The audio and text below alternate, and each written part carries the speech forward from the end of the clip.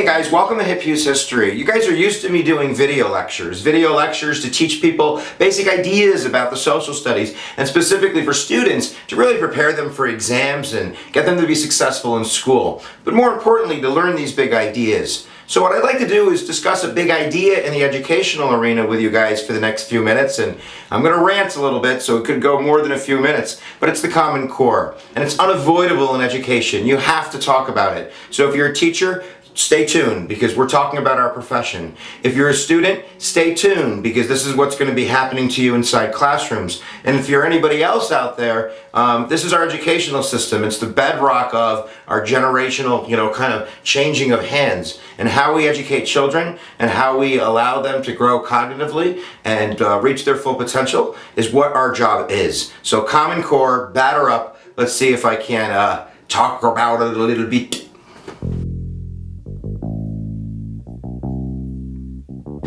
So what is the Common Core? In a nutshell, it is a nationalized, standardized program that 45 states have adopted, that were crafted supposedly in correlation with the states and the federal government and educators and business and all of these different stakeholders in the country to come up with like basic standards, skill-based standards that they thought every child needed.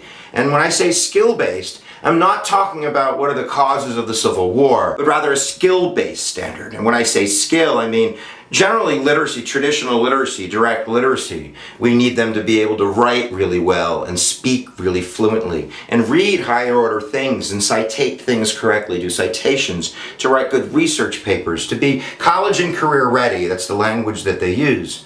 So in the classroom, what this means is the teacher will focus on this skill.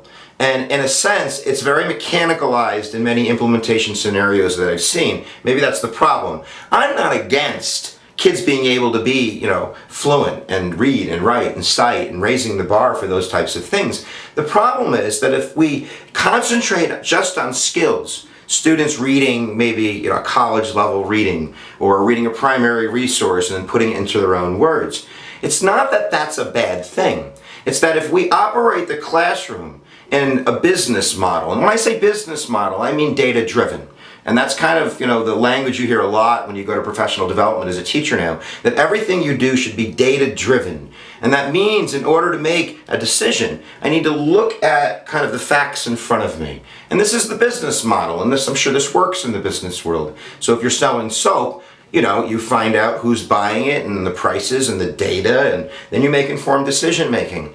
And the idea is we do that with students, that we get lots of data on students, and that means more tests. You've probably heard criticisms of kind of increased use of standardized tests and Common Core tests now to test these skills. In New York, it was like a 33% proficient rating as these ELA Common Core-laced exams just were reported recently.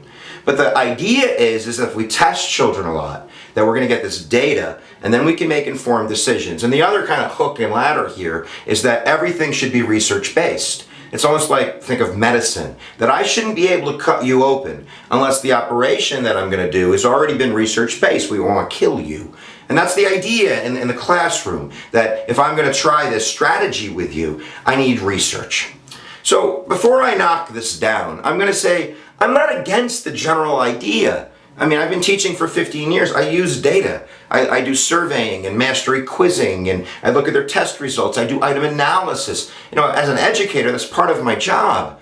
What my real job is to get kids to be self-sufficient, to be creative and innovative. I don't want my kids just to work for the man. I want my kids to be the man. Or if they work for the man, that's great. But I want them to be, cognitively developed, and I want them to be able to critically think and create things and think outside of the box and sometimes inside the box and participate in society. That's what I want in my classroom. And if I have this kind of burden on me where I can't be innovative because I'm constantly trying to look at the data and find my research, guys, it's a busy day. I don't have time to stare at data. And the other thing is that if we're doing data-driven stuff, a lot of the classroom activity gets sucked into preparing the kids to take the test to get better data to show, like in a business model, that I'm growing. So many teachers are saying, well, if you're going to do that to me, and more districts, because they want the money and they want to show growth, they're doing this very research-based methodology. And kids are sitting in desks a lot. And kids are staring at the wall a lot. And kids are, in many instances, in younger years, are doing scripted learning programs where corporations that have done research will come into the classroom, they'll sell the professional development to the district based on their data and their research because that's needed to get the money from Race to the Top. And then the districts do this professional development where all the teachers have to go and they learn this new way. And by the way, never bring a bullet and a gun to those things because you wouldn't make it out alive. And then they drop it on the kids. So I'm going ranting now. It's Kool-Aid, man. It's Jim Jones Kool-Aid. It's Kool-Aid. And in order to make money and be a successful district, you have to drink the Kool-Aid. So most people I know, even people who serve the Kool-Aid, don't believe in the Kool-Aid. Because they know that master teachers, this is what we want in teaching, guys. If you're a teacher, this is what I want you to be doing. I want you to be constantly innovating. There's a great theorist called James Paul G. And I'm going to get the article wrong, but it's, I think, what video games have to teach us about good learning. And in that, he explores kind of the phenomenon of students' attention in video games and what in the video game is occurring that allows the student to become so engaged and so much in flow in that activity. In graduate school, I ask students, how long can a kid pay attention? And many times they have very research-based answers where they'll say, well, if the child's 16, you take their age and give them a minute for each age and then half plus. So 16, 20 will be 24 minutes, Mr. Hughes. I'm like, bullshit, man. I cursed, right? No. If you ever seen a kid play Call of Duty, that kid can play for like 80 hours. He'll soil himself. So it's not that they can't pay attention, it's that they get distracted and they're not being engaged, right? They live in a multimodal world. Everything around them is layered. And I think it's really important that we start emulating that in the classroom. G talks about discourse, how students speak in a language that's all to their own world, that they understand things, but they understand things in their own discourse. And we in our academic discourse sometimes have a disconnect between what the students know and what we want them to know. So in the classroom, if we can rather stop having kids consume knowledge, but rather to do reading and writing for composition of real world product, right? To make videos, to do podcasts, to make websites, to do these types of, maybe it's a debate, but to make something that counts for them. And in that circumstance, they can read, they can write, they can research. But it's all done, and this is kind of that gaming thing, that you're in this group, kind of this infinity group that you belong to, that you're allowed to speak in your own voice. You can use music, and you can use the words that you know well. And you can marry that with the academic discourse on a strong rubric in order to get a good grade. This is what teaching is. Now look this is my sales pitch to those of you out there that are like, what do I do now? My answer is that you tag at the end.